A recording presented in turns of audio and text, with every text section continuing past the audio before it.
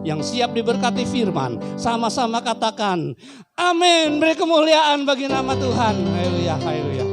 Silakan duduk Bapak Ibu Saudara, selamat sore, shalom. Tema firman Tuhan pada sore hari ini, hidup di dalam kerajaan yang tidak tergoncangkan. Semakin kita mendekat kepada akhir zaman, hidup manusia di dunia ini semakin gonjang-ganjing. Jangan diaminkan. Ya, karena itu tidak berlaku bagi kita, umat Tuhan, anak-anak Tuhan, hamba-hamba Tuhan yang luar biasa. Kenapa? Karena kita telah menerima kerajaan yang tidak tergoncangkan. Beri kemuliaan bagi nama Tuhan. Mari kita buka Ibrani pasal 12. Ayatnya yang ke-28. Ibrani pasal 12. Ayatnya yang ke-28. Demikian bunyi firman Tuhan.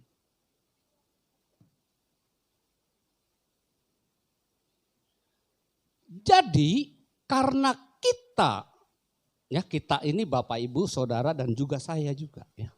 Jadi karena kita menerima kerajaan yang tidak tergoncangkan, marilah kita mengucap syukur dan beribadah kepada Allah menurut cara yang berkenan kepadanya dengan hormat dan takut.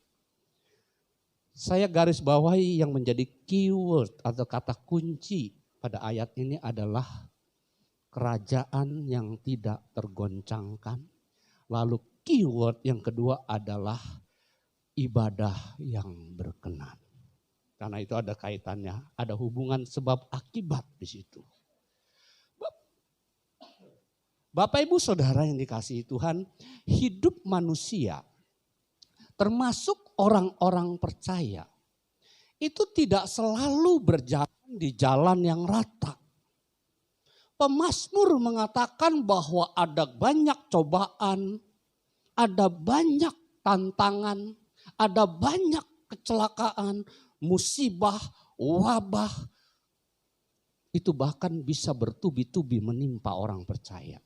Sehingga orang percaya dan juga orang-orang di luar sana senantiasa hidup di dalam goncangan.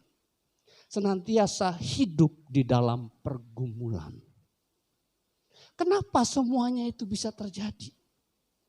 Dari mana semuanya itu bisa terjadi? Bukankah kita saudara-saudara dan saya sebagai umat Allah, ciptaan Allah yang paling dimuliakan oleh Allah, bukankah kita adalah anak-anak yang sangat dikasihi? Kenapa kok hidup kita diwarnai dengan kecelakaan, sakit penyakit, musibah, wabah, bangkrut? Dan terakhir kita dihantam oleh pandemi 3 tahun yang membuat banyak perusahaan-perusahaan kolaps. Banyak semua orang yang menderita karena wabah penyakit pandemi itu. Puji Tuhan sekarang sudah mulai mereda. Banyak sekali cobaan, goncangan. Dari mana semuanya itu? Apakah itu dari Tuhan? Saya ini seorang papa. Anak saya 2 laki-laki. Ya puji Tuhan anak saya 2 laki-laki semuanya baik-baik saja. Mereka dua-duanya udah jadi dokter, malah yang satu sedang mengambil S2, ngambil spesialis penyakit dalam di Undip Semarang. Puji Tuhan saya diberkati dengan anak-anak yang baik-baik dari Tuhan. Tapi seandainya anak saya berbuat kejahatan pun, seberapapun kejahatan yang diperbuat oleh anak saya, tidak mungkin saya sebagai papa menjatuhkan atau merancang biar anak saya itu celaka. Enggak. Biar anak saya itu jatuh sakit. Enggak. Seberapapun ya yang merasa jadi orang tua pasti perasaannya sama seperti saya. Pak Pontas pasti sama seperti saya. Seberapapun salahnya, besarnya salahnya si Ola, enggak mungkin dah orang tua merancang sesuatu yang jahat kepada anaknya. Pasti doanya, harapannya adalah harapan, bukan harapan atau rancangan kecelakaan, melainkan rancangan hari depan yang penuh harapan untuk anak-anak kita. Amin. Begitu juga Bapa kita di surga. Walaupun seberapapun kejahatan yang diperbuat oleh anak-anaknya, Allah tidak pernah merancang kecelakaan, Allah tidak pernah merancang sakit penyakit, Allah tidak pernah merancang pergumulan, goncangan yang menimpa orang percaya itu tidak pernah. Yeremia 29 ayat 11 ingat? Sebab rancangan yang Tuhan buat bagi setiap kehidupan orang percaya adalah rancangan kehidupan. Bukan rancangan kecelakaan, melainkan rancangan kehidupan dan hari depan yang penuh dengan harapan. Itu rancangan Allah. Nggak mungkin Allah merancang sesuatu yang jelek. Lalu dari mana itu asal usulnya goncangan? Dari mana kecelakaan? Dari mana sakit penyakit? Dari mana wabah penyakit? Dari mana bencana alam, gunung meletus, tsunami dan lain sebagainya? Dari mana semuanya itu? Kekuatan apa yang menyebabkan itu terjadi? Bapak Ibu ingat kisah Ayub? Ayub itu seorang yang sangat soleh. Ayub itu diberkati kekayaannya luar biasa banyak. Punya anak 10, 7 laki-laki, 3 perempuan. Kekayaannya lembu sapi, dombanya banyak sekali, untanya banyak sekali. Kekayaannya luar biasa. Lalu iblis itu ya selalu di udara itu patroli, mengawasi orang-orang. Iblis itu mengawasi orang-orang. Ketika dilihat Ayub seperti itu, iblis berkata kepada Allah, "Ya Allah, Engkau lihat Ayub. Aku tahu dia sangat soleh. Kenapa? Karena Engkau memagarinya, Engkau memenuhinya dengan berkat darimu luar biasa. Coba kau ambil semuanya itu daripadanya, maka aku yakin dia akan mengutuki Engkau." Iblis menantang seperti itu kepada Allah. Lalu Allah berkata kepada iblis, "Silakan. Engkau cobai Ayub, tapi awas, jangan kau ambil nyawanya." Jadi Allah itu mengizinkan persoalan, cobaan terjadi menimpa umatnya. Tapi ada batasannya. Ya, iblis bisa mencabut nyawa manusia, bisa. Tapi Allah tidak mengizinkan. Masalah nyawa itu otoritas Allah, kematian itu otoritas Allah. Tidak berhak iblis mengakhiri hidup manusia. Tapi kalau mencobai boleh. Maka dalam 1 hari kekayaan Ayub begitu banyak dijarah, ada yang dibakar, ludes dalam 1 hari. Anak-anaknya 10 itu mati semua dalam 1 hari. Kesehatannya yang tadinya sehat seperti Pak Pontas, wah gagah sehat. Luar biasa Ayub itu sehat ya. Tiba-tiba kesehatannya rontok. Sekujur tubuhnya timbul barah-barah, borok-borok. Yang gatal dia minta ampun, nggak puas. Garuk pakai kuku tuh nggak kuat. Kalau garuk pakai apa? Pakai beling. Bisa dibayangkan begitu gatalnya digaruk pakai beling enak. Tapi begitu digaruk darah keluar dan nanah. Dan itu berbau busuk. Yang paling ironis Bapak Ibu Saudara, istrinya yang sangat dikasihi, satu-satunya harapannya yang bisa merawat dia ketika dia sakit. Apa kata istrinya? "Apa engkau masih mau menyembah Tuhan Allahmu? Silakan kau kutuki Allahmu dan kau mati saja." Saya yakin istri-istri di sini nggak ada yang seperti itu. Amin. Istri-istri, amin. Mana nih istri-istri ya? Masih ingat ya janji nikah ketika nikah? "Aku akan mengasihimu pada saat engkau kaya maupun engkau miskin. Aku akan mengasihimu pada saat engkau sehat maupun sakit. Pada waktu Ayub kaya, pada waktu Ayub sehat, aku mengasihimu. Pada waktu Ayub sakit, pada waktu Ayub tidak sehat, ya, pada waktu Ayub miskin, kutuki Allahmu, mati saja kamu." Itu istrinya Ayub, ya. Itu contoh yang tidak boleh dituruti. Amin istri-istri. Berlaku juga buat suami-suami. Amin suami-suami. Ingat janji nikah ya, itu berlaku buat suami istri. Ya, jadi kalau nanti suatu waktu terjadi suamimu sakit, suamimu bangkrut, itu Tuhan bisa izinkan terjadi. Istrimu sakit, tetap harus mengasihi dengan kasih Tuhan, kasih yang tanpa pamrih. Ya. Jadi jangan seperti istrinya Ayub, tapi puji Tuhan Ayub tetap tidak tergoyahkan. Dia tidak kecewa kepada Allahnya lalu mengutuki Allahnya, enggak. Dia tetap memuji menyembah Allahnya. Dan pada ayat-ayat terakhir dikatakan dipulihkan Tuhan. Kesehatannya dipulihkan, kekayaannya dikembalikan 2 kali lipat. Anaknya 10, 7 laki-laki, 3 perempuan dikembalikan. Bahkan bonus 3 anak perempuannya itu dikembalikan yang cantik. Alkitab mencatat 3 anak Ayub perempuan itu paling cantik di Israel saat itu. Ayub diberkati, semuanya dipulihkan Tuhan, dikembalikan hartanya 2 kali lipat. Kenapa? Karena dia tetap bersandar dan berharap kepada Tuhan ketika goncangan jadi. Inilah pesan firman Tuhan. Goncangan boleh terjadi, pasti bisa terjadi karena Tuhan mengizinkan itu terjadi. Itu pekerjaan siapa? Itu pekerjaan iblis. Itu rancangan siapa? Itu rancangan iblis. Tapi Tuhan mengizinkan. Kenapa Tuhan mengizinkan? Tentu ada maksud Tuhan. Kenapa mengizinkan goncangan, kecelakaan, sakit, penyakit itu terjadi menimpa orang percaya? Yang pertama adalah membentuk iman orang percaya supaya bisa naik tingkat ke level yang lebih tinggi. Yang masih sekolah, yang masih kuliah, kalau mau naik kelas harus melewati suatu proses yang namanya ujian. Kuliah mau masuk naik tingkat ke semester berikutnya harus ikut ujian. Apalagi kalau mau lulus harus ikut ujian tahap akhir EPTA. Kalau setelah ikut ujian nilainya bagus lulus. Kalau ikut ujian tapi tidak lulus nilainya merah semua, naik kelas enggak? Enggak, tetap. Begitu juga dengan orang. Kalau ingin naik level, ketingkatan level iman yang lebih tinggi, maka harus mengikuti ujian iman.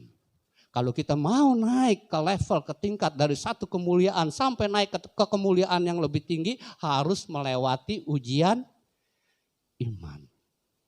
Nah, ujian iman itu adalah cobaan, pergumulan, goncangan, sakit penyakit, ya, bencana alam dan lain sebagainya itu.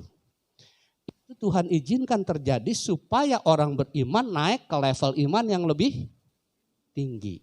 Ya, ketika dia digoncang, ketika dia diizinkan terjadi sesuatu menimpa dia, dia tetap bersandar dan berharap kepada Tuhan seperti Ayub, maka dia akan naik ke level iman yang lebih tinggi. Semakin kita sampai di atas, di level iman yang lebih tinggi, goncangan akan semakin berat apa semakin ringan? Pohon yang semakin tinggi pohon itu semakin banyak dia diterpa angin. Itu juga kalau kita sudah naik ke level iman yang lebih tinggi akan semakin berat goncangan yang akan kita alami. Saya yakin cobaan yang dialami Pak Pontas sama Mbak Lia lebih berat Pak Pontas. Itu pasti. Ya, karena level imannya, maaf bicara ya, bukan mengecilkan. Dia sebagai gembala sidang pasti akan mengalami yang lebih kompleks dalam dunia pelayanan. Ya, saya udah merasakan gimana jadi gembala sidang, persoalannya kayak gimana saya udah tahu. Nah, itulah konsekuensinya. Kalau kita sudah naik ke level iman yang lebih tinggi, goncangannya akan semakin berat kita terima. Ya, itu coba.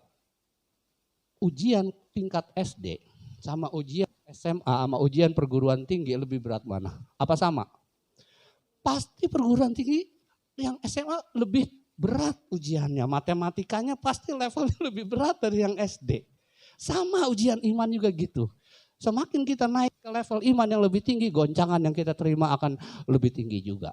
Puji Tuhan kalau kita tetap kuat di dalam Tuhan, kita akan naik kelas ke level iman yang lebih tinggi. Kita akan naik kelas dari satu kemuliaan sampai kemuliaan yang lebih tinggi. Sampai kehidupan kekal di surga. Yang kedua, apa maksud Allah mengizinkan persoalan itu, goncangan itu terjadi? Untuk membentuk karakter orang percaya agar karakternya menjadi semakin hari semakin indah, semakin serupa dengan Kristus. Kristus pun digoncang begitu rupa ketika di dunia ini. Dia mengalami cobaan yang begitu berat. Bagaimana supaya kita seperti Kristus? Ya, kita harus mengalami yang namanya penderitaan, sakit penyakit, pergumulan. Itu Tuhan izinkan terjadi. Supaya apa? Supaya karakter kita terbentuk menjadi semakin indah di hadapan Tuhan. Cara yang paling efektif untuk membentuk karakter orang adalah dengan cara membiarkan dia masuk ke dalam Tuhan, pergumulan. Sehingga ketika kita tetap berdiri teguh kuat, kita menjadi pribadi yang berkarakter kuat di dalam Tuhan. Yang ketiga, apa maksud Tuhan mengizinkan persoalan terjadi? Ya, supaya kita menyerah di hadapan Tuhan. Goncangan bertubi-tubi menimpa kita, lalu kita dengan bercucuran air mata kita berdoa kepada Tuhan. Ya Tuhan, aku mengangkat tangan kepadamu, aku tidak sanggup lagi. Di luar Engkau aku tidak dapat berbuat apa-apa. Ketika tangan kita terangkat menyerah kepada Tuhan, maka tangan Tuhan yang kuat akan mengangkat kita, membawanya masuk ke dalam hadiratnya. Dan ketika kita masuk ke dalam hadiratnya, kita berada di dalam kerajaan yang tidak tergoncangkan. Karena Yesuslah kerajaan yang tidak tergoncangkan itu. Jadi maksud Tuhan supaya kita digoncang sedemikian hebat adalah supaya kita masuk ke dalam Dia. Di luar aku kamu tidak dapat berbuat apa-apa. Bagaimana supaya orang Kristen itu tidak sombong, anak-anak Tuhan tidak sombong, melepaskan diri. Seharusnya kita itu seperti carang anggur yang senantiasa melekat pada pokok anggur. Tapi banyak orang Kristen melepaskan diri, keluar dari pokok anggur itu, maka carang anggur ini akan menjadi kering. Kalau sudah kering lalu dibakar. Bagaimana caranya supaya ini tidak kering dan dibakar? Kita harus tetap menempel pada pokok anggur itu. Sehingga nutrisi, saripati makanan, firman semua mengalir. Sehingga carang anggur ini akan berdaun lebat dan berbuah lebat. Jadi Tuhan izinkan cobaan, persoalan menimpa orang percaya. Yang ketiga adalah supaya kita masuk ke dalam Dia. Masuk ke dalam Dia berarti kita masuk ke dalam kerajaannya. Dan firman Tuhan pada saat ini, jadi karena kita menerima kerajaan yang tidak tergoncangkan. Jadi kita telah menerima kerajaan yang tergoncangkan. Sejak kapan? Sejak kita terima Tuhan Yesus sebagai Tuhan dan Juru Selamat kita. Kita dibaptis, kita menjadi manusia baru, manusia lama kita dikubur dalam sebuah baptisan, kita muncul menjadi manusia baru. Ya, sejak saat itu kita disebut anak-anak Tuhan, kita sudah ditebus, kita sudah dimerdekakan. Dan sejak saat itulah kita telah menerima Yesus sebagai Tuhan dan Juru Selamat kita. Kita masuk ke dalam Dia. Ketika kita masuk ke dalam Dia, kita telah masuk ke dalam kerajaan yang tidak tergoncangkan. Di tengah-tengah bumi yang gonjang-ganjing, kita tidak akan lagi lebih mudah goncang. Kita tidak terus-menerus hidup dalam tekanan batin. Karena apa pemazmur mengatakan, hanya dekat Allah saja, aku tenang. Itu 3 alasan kenapa Allah mengizinkan goncangan terjadi. Ya. Bagaimana? Setelah kita terima Yesus sebagai Tuhan dan Juru Selamat kita, kita percaya. Lalu kita masuk ke dalam Dia, kita masuk dalam kerajaannya. Bagaimana supaya kita tetap tinggal berada dalam kerajaannya. Sehingga kita tidak terus-menerus larut berkutat di dalam pergumulan di dunia ini. Bagaimana supaya kita tetap tinggal? Yang pertama adalah kita harus memiliki pola hidup yang berkenan. Tadi yang saya garis bawahi, kita memiliki pola ibadah yang berkenan, pola hidup yang berkenan. Kalau kita bekerja yang berkenan. Kalau kita berumah tangga, binalah rumah tangga yang berkenan. Semua di seluruh aspek kehidupan harus berkenan di hadapan Bapa. Karena kalau kita tidak berkenan, mana mungkin kita bisa masuk ke dalam rumahnya. Bisa nggak kita masuk ke rumah sementara orang itu tidak suka dengan kita? Bagaimana supaya saya bisa masuk ke dalam rumah Pak Pontas harus suka dengan saya. Kalau saya jadi musuh dia nggak bisa diusir saya. Pak Kosasi datang ditutup pintu jebret. Bilang Pak Pontas nggak ada. Pasti begitu. Jadi kalau aku mau masuk ke rumah tangga mereka, berkunjung dan diterima dengan senang hati, aku harus berkenan.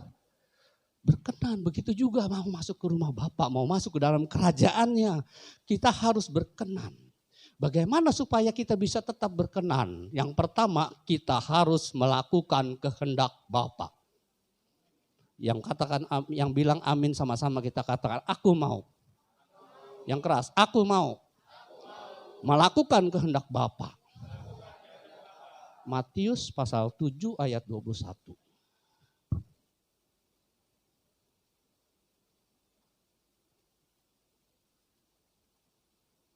Matius pasal 7 ayat 21, demikian firman Tuhan. Bukan setiap orang yang berseru kepadaku Tuhan, Tuhan akan masuk ke dalam kerajaan sorga. Melainkan dia yang melakukan kehendak Bapakku yang di surga. Jadi yang masuk kerajaan sorga, yang masuk kerajaan yang tidak tergoncangkan adalah orang yang melakukan kehendak Bapa. Harus melakukan kehendak Bapa baru kita bisa berkenan. Tadi Ibrani dicontohkan ibadah yang berkenan. Bukan cuma ibadah. Dimanapun kita berada, kita bekerja, kita sekolah, kita kuliah, kita membina rumah tangga. Harus berkenan di hadapan Tuhan. Barulah kita bisa masuk ke dalam kerajaannya. Harus melakukan kehendak Bapa. Kehendak Bapa itu ada dua, Bapak Ibu Saudara. Kehendak Bapa yang pertama adalah kehendak Bapa yang tertulis. Tertulis di mana? Tertulis di Alkitab. Semua hukum-hukum Tuhan, perintah Tuhan yang tertulis di Alkitab ini disebut logos. Itu adalah firman Tuhan, semuanya itu adalah kehendak Tuhan. Kewajiban kita sebagai umat Tuhan adalah melakukan sesuai dengan yang tertulis di firman Tuhan ini. Tuhan Yesus saja ketika dia dicobai iblis, dia menangkal iblis, melawan tipu daya iblis dengan apa? Dengan logos, dengan firman. Ada tertulis begini, ada tertulis begini, ada tertulis begini. 3 kali dia dicobai. Dia jawab dengan dia sangkal dengan apa yang tertulis di firman. Karena firman yang tertulis itu adalah logos. Itulah kehendak Tuhan yang tertulis. Yang kedua adalah kehendak Tuhan yang tidak tertulis. Jadi tidak semua kehendak Tuhan itu dituangkan dalam satu buku. Ada banyak kehendak Tuhan yang tidak ditulis di dalam Alkitab. Itu disebut kehendak Tuhan yang tidak tertulis. Disebut rema. Suara Tuhan. Kita harus selalu mendengarkan suara Tuhan. Pada saat apa? Contoh, ada anak muda di sini yang mau menikah. Misalnya mau menikah ya, udah dapat pacar mau menikah nih. Jangan tanya sama Pak Pontas. Tanya sama Tuhan, ini jodohku bukan. Wajib baik yang wanita maupun pria mau menikah, wajib tanya Tuhan dulu. Berdoa dulu sama Tuhan. Sebelum dapat jawaban jangan nikah dulu. Tuhan ini jodohku bukan. Tuhan ini tulang rusukku bukan. Kalau belum dapat jawaban, kalau perlu pagi siang malam berdoa terus. Ini jodohku bukan. Ini tulang rusukku bukan Tuhan. Nanti Tuhan akan jawab.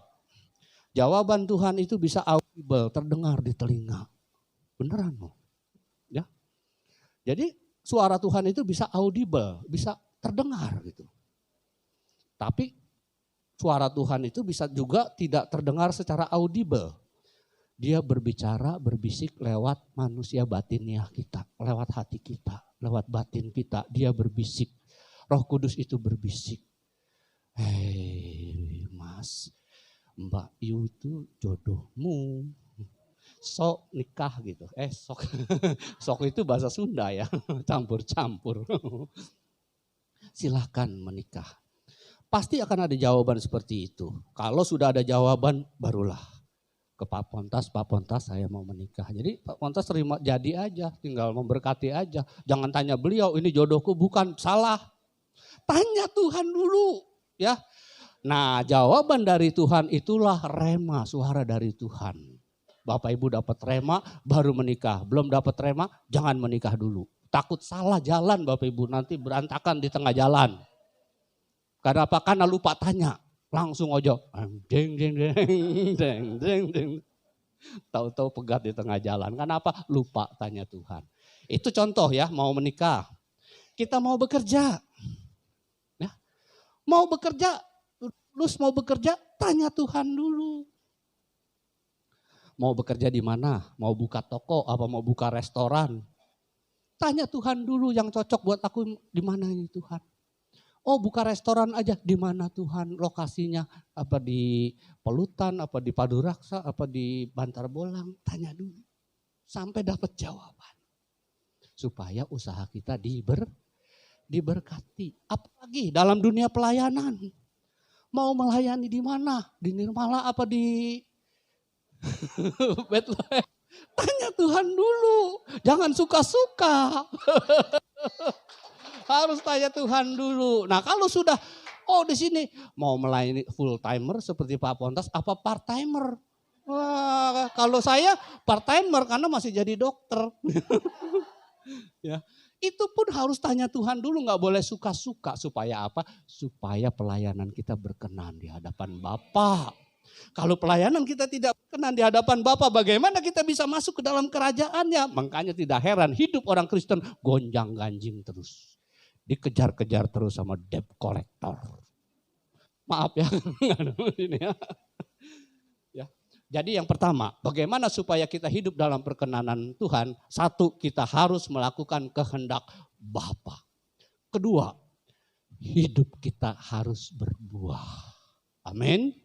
Yang mengatakan amin sebelum kita baca ayatnya, sama-sama kita katakan, aku mau hidup berbuah untuk kemuliaan Tuhan.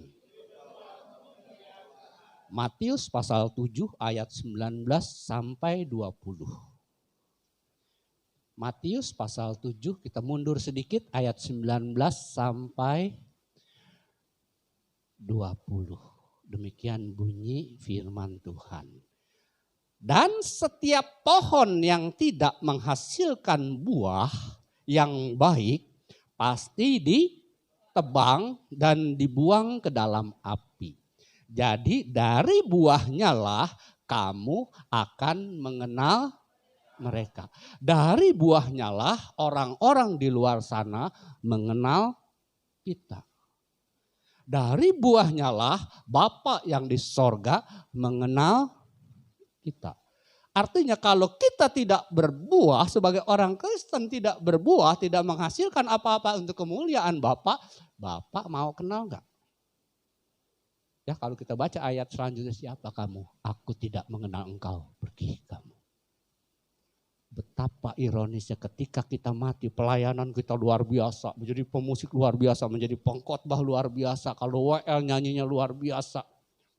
Bahkan firman Tuhan mengatakan ini hamba Tuhan memiliki kemampuan bernubuat yang luar biasa, mempunyai karunia kesembuhan ilahi, sakit apapun dalam nama Yesus penyakit sembuh, orang kemasukan setan-setan apapun dalam nama Yesus setan lari.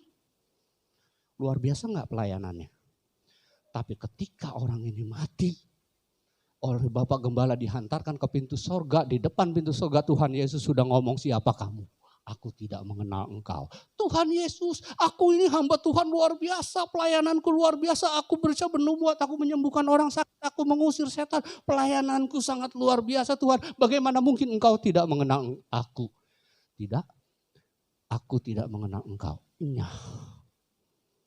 Kalau sudah dienyah, diusir dari pintu sorga, kemana lagi? Nggak ada satu tempat pun yang lain lagi selain ke pintu neraka dia mati. Betapa menyedihkannya. Ternyata supaya Allah itu mengenal, kita harus berbuah. Karena dari buahnya lah kamu akan mengenal mereka. Dari buahnya lah Allah Bapa di surga mengenal kita. Jadi kalau kita tidak berbuah, sehebat apapun pelayanan kita, kita tidak akan dikenal oleh Bapa. Kalau kita tidak dikenal, bisa nggak masuk ke dalam kerajaannya? Bisa nggak orang tidak dikenal masuk ke rumah kita? Nggak bisa. Begitu juga kalau kita tidak dikenal di sorga. Puji Tuhan kalau kita semua di sini adalah orang-orang yang terkenal di sorga. Kita bisa berlenggang-lenggok masuk ke dalam kerajaannya. Dan hidup dalam kerajaan yang tidak tergoncangkan. Jadi umat Tuhan itu diumpamakan seperti sebuah pohon. Pohon anggur. Ya, pohon anggur itu dirawat, cara merawatnya ranting-ranting yang sudah tidak berguna itu dipotong ya. Nanti ranting-ranting yang yang menghasilkan buah yang berdaun lebat itu dirawat, dipupuk, disirami. Supaya itu ranting berdaun lebat dan berbuah lebat. Ya, bagaimana caranya? Itu carang ranting itu harus tetap melekat pada pokoknya. Dengan begitu saripati makanan, firman Tuhan itu akan tetap mengalir ke carang itu sehingga carang itu berdaun lebat dan berbuah lebat. Ya. Begitu juga orang Kristen. Ketika hidup kita tetap menempel kepada Yesus, ketika kita tetap berada di dalam kerajaannya, maka kita pasti akan berbuah. Amin. Yang ketiga, saya persingkat saja. Yang ketiga adalah harus mengembangkan talenta. Yang bilang amin sama-sama kita katakan, aku mau mengembangkan talenta untuk kemuliaan Tuhan. Matius pasal 25 ayat 26 lalu lanjut ayat yang ke-30. Matius 25 ayat 26 dan 30 demikian firman Tuhan.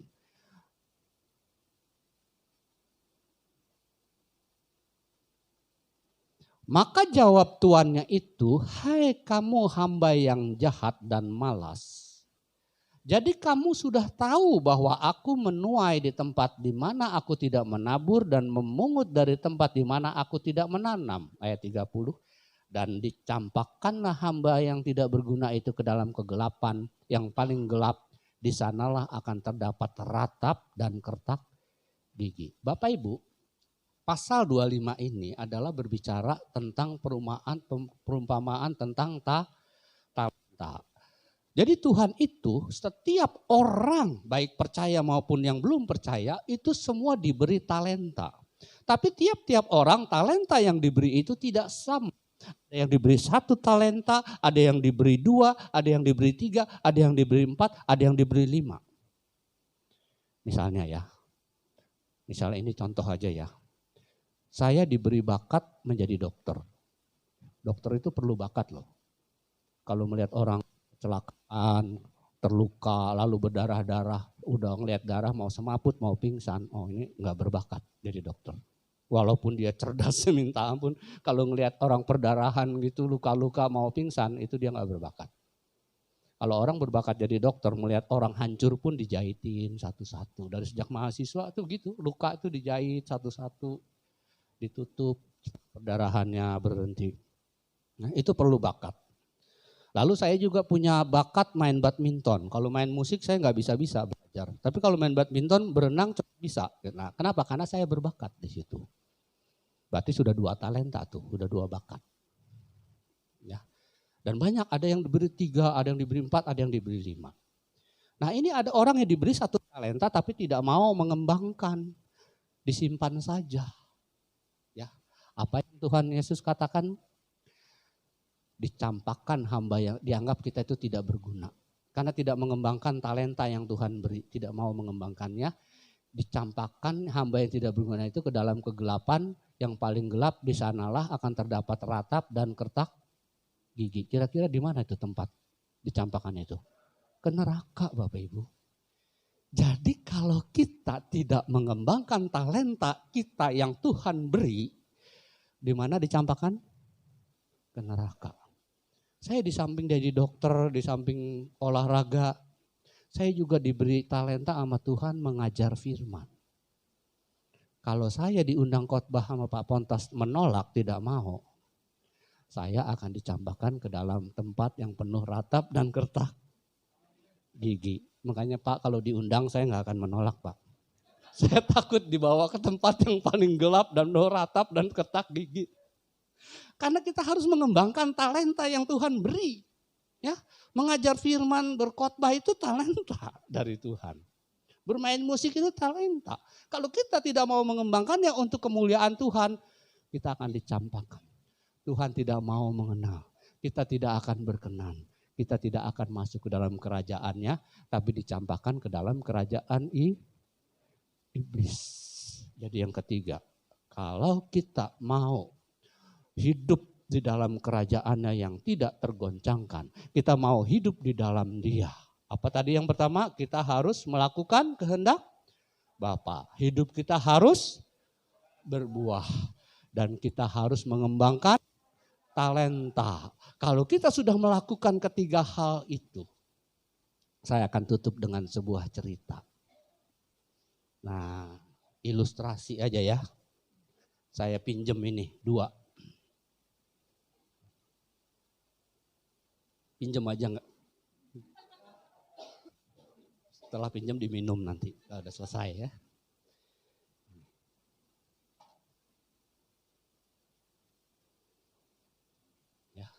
Ini apa? Aqua ya. Aqua ini apa? Mimbar ya. Ada aqua di sini. Bapak Ibu bayangkan aqua ini bukan cuma 2 tapi banyak. Aqua ini banyak. Lalu mimbar ini diizinkan Tuhan digoncang. Maka aqua itu akan rebah. Ini bukan rebah, bukan jatuh ke sana tuh. Nah, jatuh ya. Kalau dari begini berdiri terus begini itu namanya rebah. Dia akan rebah. Atau kalau dia baru goyang-goyang segini tapi belum begini itu namanya goncang atau goyah. Kalau jatuh, kalau misalnya ini mimbar karena goncangan terlalu hebat, ini mimbar terbelah, dia akan jatuh. Bahasa Inggrisnya fall, jatuh. Ya. Nah, sekarang Bapak Ibu bayangkan, mimbar ini bumi kita, tapi bulat ya. Di atas bumi kita, aqua ini adalah orang-orang, manusia-manusia termasuk umat Tuhan. Banyak sekali, ada 8 miliar manusia pada saat ini. Tiba-tiba bumi ini diizinkan Tuhan goncang. Maka bisa dipastikan manusia yang di atasnya semua goyang, goyah, rebah. Kalau buminya sampai terbelah 2, maka dia akan jatuh. Bisa masuk ya? Nah, bagaimana supaya aqua ini di atas mimbar ini ketika digoncang tidak ada yang rebah? Caranya bagaimana? Mau Bapak Ibu dikasih lem ibon kulitnya? Kalau dikasih lem ibon maka Bapak Ibu melekat terus di situ, tidak bisa lepas-lepas. Enak. Caranya supaya ini ketika ini goncangan terjadi ini tidak jatuh, harus ada tangan yang kuat memegang. Coba kalau saya pegang begini Pak Pontas, goncang ini sampai setengah mati, ini digoncang-goncang, ini tetap berdiri. Karena apa? Karena ada tangan yang kuat memegang. Ketika bumi goncang, ini bumi ya, manusia di atasnya, tangan kita terangkat kepada Tuhan, lalu ada tangan Tuhan yang kuat memegang kita. Lalu kita masuk ke dalam hadiratnya. Bumi boleh gonjang-ganjing, bumi boleh hancur, bumi boleh terbelah 2, jatuh masuk ke perut bumi, tapi kita tetap aman dalam perlindungan Tuhan.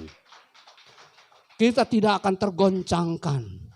Dan kita telah menerima kerajaan yang tidak tergoncangkan itu ketika kita terima Yesus sebagai Tuhan dan Juru Selamat.